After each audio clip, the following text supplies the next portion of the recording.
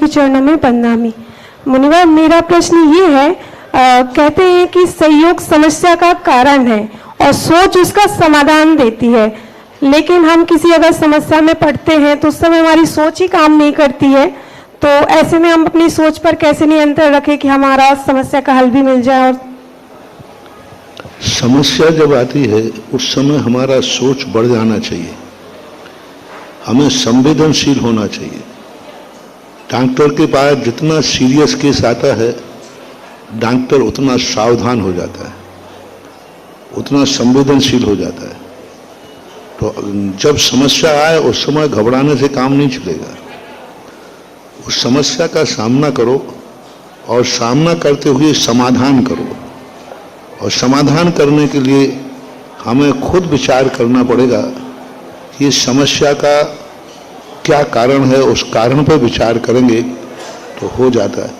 क्योंकि भयभीत होने से समस्या का समाधान नहीं होगा। चिंतन करो, चिंता नहीं, चिंतन करो, समाधान जरूर मिलता है। लेकिन मुनिवर, सोच ही काम ना करे तब क्या करें? अब सोच काम नहीं करता है तो दूसरे का सहारा लो, इसलिए तो परामर्श होता है। आपने देखा है जितने बड़े बड़े नेता होते हैं, राजा होते हैं, इनके सलाहकार IAS ऑफिसर होते हैं। बिल्कुल। क्योंकि नेता तो अंगूठा छाप भी चलेगा। ऐसा भी मुख्यमंत्री होता है जो हस्ताक्षर करके नहीं जानता था, और हस्ताक्षर जैसे सीख लिया तो पढ़ना नहीं आता था, फिर भी देश का मुख्यमंत्री बनकर के कार्य किया है। नाम आपको सबको मालूम है। फिर भी उनके सलाहकार, तो उनसे पूछो कि भाई आप एक कुछ नहीं जान, तो उन्होंने कहा नहीं, हमारे सलाहकार थे। इसी प्रकार से स्वयं यदि निर्णय नहीं कर पाते हैं तो अपने परिवार में माँ बाप हैं, परिवारजन हैं, उनकी सलाह परामर्श करके और ये कार्य को किया जाना चाहिए। क्योंकि आपको वो लगता ना, लोग बताते हैं मुझे कि कौन बनेगा करोड़पति जी, उसमें हेल्पलाइन आती है।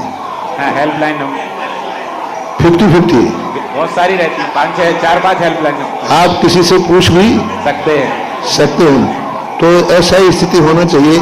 जिंदगी में स्वयं नहीं करें तो कुछ ना कुछ हेल्पलाइन रहना चाहिए, और हेल्पलाइन ही माता पिता हैं, हेल्पलाइन ही अपने इष्टजन हैं, और हेल्पलाइन ही गुरु हैं, हेल्पलाइन ही जिनवाणी है। और सबसे बड़ी हेल्पलाइन है जमीन देव के कथित जिनवाणी, सबसे बड़ी जिनवाणी। हमारे पास सबसे बड़ी हेल्पलाइन यही है।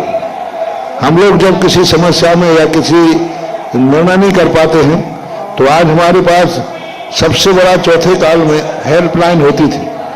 जब किसी मुनिराज के लिए शंका होती थी तो वो तुरंत समाधान नहीं कर पाते थे, हेल्पलाइन उनका आहारक पुतला निकल जाता था, और आहारक पुतला सीधा जिनेंद्र के पास जाएगा और वहां से लौट के वापस आकर के समाधान कर देता।